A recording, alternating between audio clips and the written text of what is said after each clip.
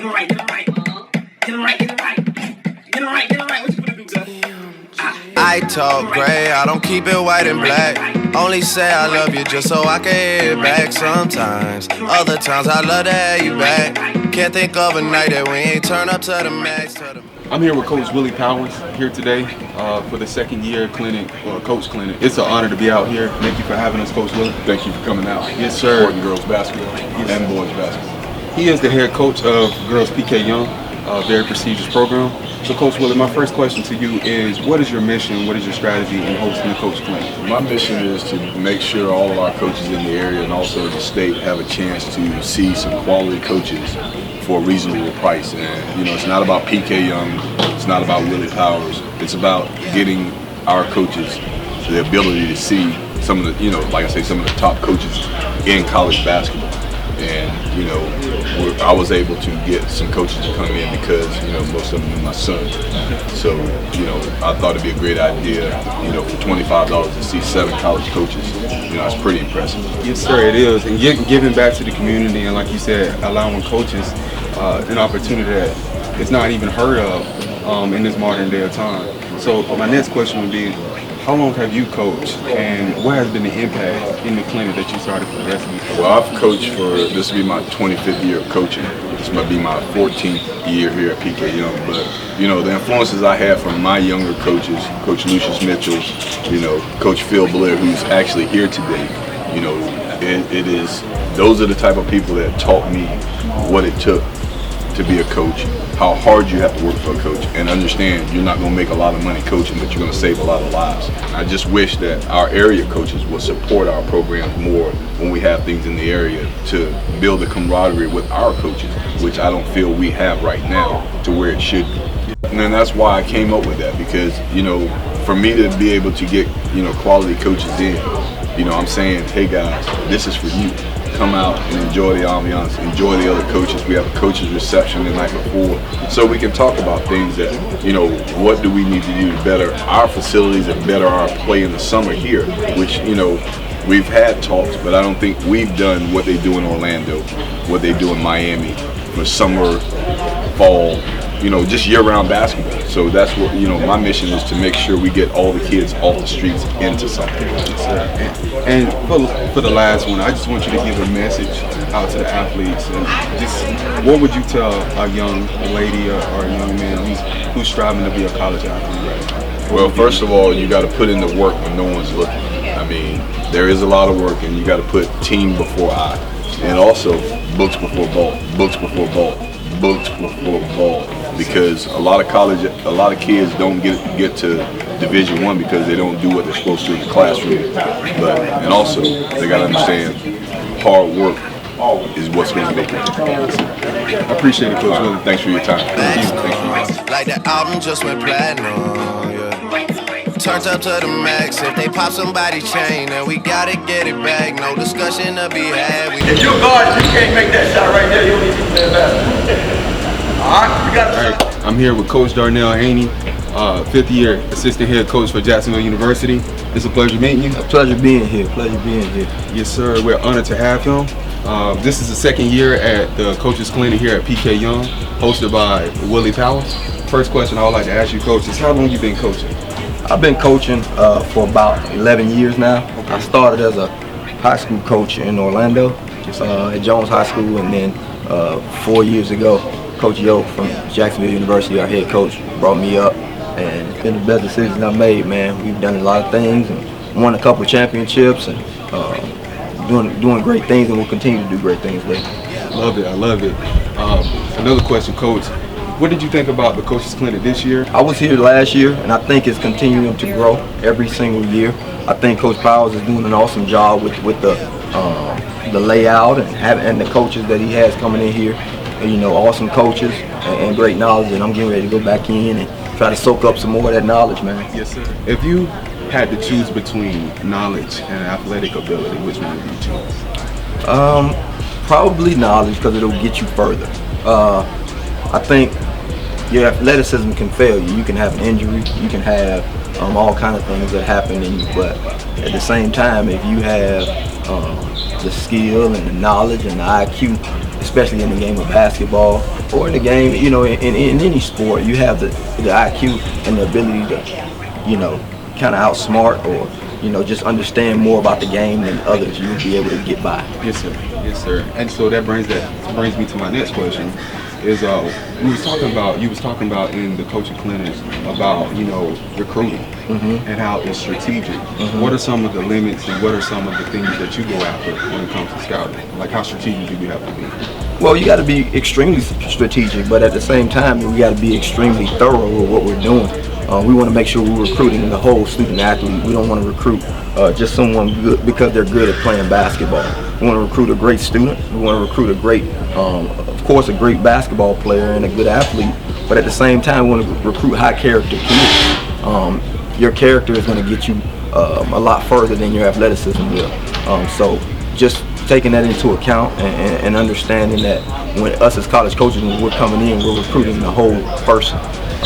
And we want to help you grow because you guys are coming in looking to help us.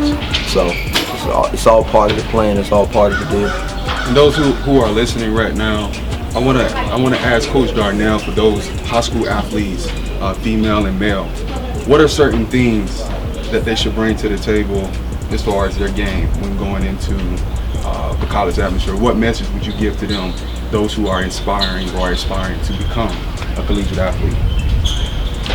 I think you got to be, biggest thing is you got to be coachable. You got to be able to take criticism and take praise the same way. And I think you got to be able to handle not being the quote-unquote man or not being the quote-unquote woman at your school, because it's not going to be the same as high school. You're going to have a lot of different people on your team that were the quote-unquote man or the quote-unquote woman. So you got to take that into account, and you got to come in with, as a sponge and just try to soak up as much knowledge as you can, and just go out, be coachable, and give 100% of the time. All right, now you heard it from Coach Darnell and Haney. You heard it from me. Take those wisdom pebbles and use it. All right, now. Thank you, Coach. Have a good one. No ceiling. You heard him now. Only say I love you just so I can hear it back sometimes. Other times. Here with Ron Laris today. We just wanted to go over a couple things, just get more of an idea from his perspective on what the drills mean to him and how kids can take something from it. So I seen that one of the drills you was doing, you said spacing and timing is key. Could you just go on a little bit more on exactly why some kids don't get that and what's the difference? Spacing is just pretty much you're trying to make sure you create for yourself and create for others. And when it's all congested in the lane or on the court, when the floor is unbalanced, it's hard to score. So you want to space the floor out, make sure you swing the ball, good passes, and have a lot of movement going. That's continue action, and then you'll find a shot. Definitely, taking advantage is definitely key. One of the other drills you did, we was talking about it. You would stand under the basket. Somebody would drive, and then as they were going up with one hand, you would give them a ball in the other hand. Yes. So, what exactly do you think that helps? Yeah, just to get them off balance and keep them uncomfortable. They're concentrating so hard on getting to the basket till they got to remember someone may be open. So just for that little split second, after them getting the ball, knocking their concentration off a little bit, then they got to refocus to finish the shot. So a lot of kids got talent, but definitely they struggle with the fundamentals. And drills like this will help them with that. But why do you think that is, that so many kids just want to focus on talent and not hit on the fundamentals? I think everybody like the superstar player. Everybody don't want to do the hard work. Right. As far as the continual, before I can get my crossover down like Allen Iverson, I need to do 1,000 crossovers. Before I can get shoot shots, I need to be able to make some shots in the gym by myself. Because in the game, in a practice, let's say in a week, you're getting less than 100 shots. You're playing a game, you probably shoot 10 times. Right. Practice a couple times, you shoot. But if you're working on that continuously in practice, where you're putting up 1,000 shots, now you're efficient. So it's like the efficiency goes down because of the lack of fundamentals. And it's all based on fundamentals. Before I can do a move like Kyrie, he's basically doing fundamental drills, but he's just so fast because he's practicing so much. Yeah. It's not as hard as it looks. You know what I mean? Not to take away from him. I mean, just like anybody else, it's basically a simple crossover between the leg behind the back, but it's so fast and there's a different repetition of how you want to do it with the confidence. Right. A lot of kids don't have confidence at the moment because of the lack of work. So that's why you see a lot of the kids that could be potentially good, but they're not because they haven't put in the work. True. It's all mental, and I think the more confidence you get, the better you'll play. Definitely, more bro. free. So, Definitely. Appreciate your yes, time, bro. yes, sir. I'm here with Mark Williams. Appreciate you coming out. Anytime, sir, anytime. You taught us a lot in the Coach Clinic. I know this is your second year doing it. How does it feel to be back home? I'm very humbling. Very humbling. I'm very humble for the opportunity not only just to speak and teach to a lot of great minds, but I'm also able to do it to the place that taught me. Okay. So it's very humbling. All right, so viewers who are watching, Mark is going to teach me a simple basic exercise that you can all do. To start off right, having the right foundation is very important in order to advance in your sports career. So, Mark, what So what we're going to do again, I spoke a lot about squatting. We're going to do another squat variation. Again, the squat doesn't have to be with a barbell. It doesn't have to be it can be with a medicine ball, it can be with a kettlebell, it can be body weight, it can be with a dumbbell, it can be one or two different, any modality you can use to be a squat. So today we're going to do a dumbbell squat. So we're going to have grab 2 dumbbells. We're going to have what we call a front rack position. We're going to have a nice and neutral this way. We're going to wrist turn out this way. Nice and easy. So again, with our squat, we're going to soft knee bend to start to lift. And so we have a soft knee bend, we're going to start to push those hips back. We can see it. We can see it. Good, those little tuck jeans. He's got a good parallel base to get his chest still up, his hips are back, and his knees are out. As we stand up, we're going to press out those knees and stand all the way out. So again, the way we squat doesn't mean the squat doesn't determine by the modality that we use or the weight that we use. It should always be the exact same. So if it's body weight, if it's 100 pounds, if it's 400 pounds, if it's a backpack, none of that should change the way we squat. So we do sets, reps. Good, nice hips back. Congratulations on your baby boy. Thanks, sir. Yes, sir. I was listening to your story over here about your glory days, and we see that you was graced with talent, but when testing trials came your way, you was tested, and it put you in a position to where you had to think about the next move. It really did. Can you give us like a brief, like what was your mindset when you had that setback? It's funny that you asked. I was actually blessed and fortunate enough to actually have this to fall back on. It's the psychology I did a lot of research on. A lot of athletes, no matter what sport they play, like myself, I've been playing football since I was in the 2nd grade. So I played since I was in 2nd grade, and I didn't stop playing until I was 23 years old. So from 2 years old, from the 2nd grade to 23 years old, I've always had football to fall back on. A lot of guys, after their sport's over, they don't know what to do. Yeah. They have no idea, they have no identity, they feel like that's all they're good at. I was blessed enough to get fortunate to fall into a spot where I felt comfortable and where I grew in. And I knew if I can learn, change my body, then I can help the next person. So that's kind of how it all started, me wanting to help the next person. That's how I got into this. The biggest thing I give you guys, I tell all my athletes in high school, the harsh truth about the weight room. Some will love it, some will hate it. Either way, use it as a tool to get to the next place. Because at the next level, they don't ask you to work out, they tell you to work out.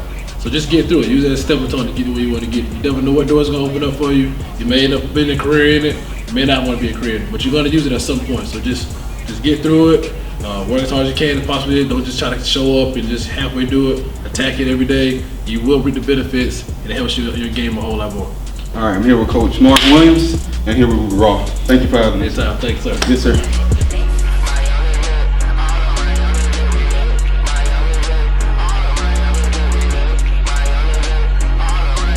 Got it on the dresser, I've been under pressure. They wanna see me laid out on the stretcher. Gotta keep my head up. Now all of a sudden, people say we cousins.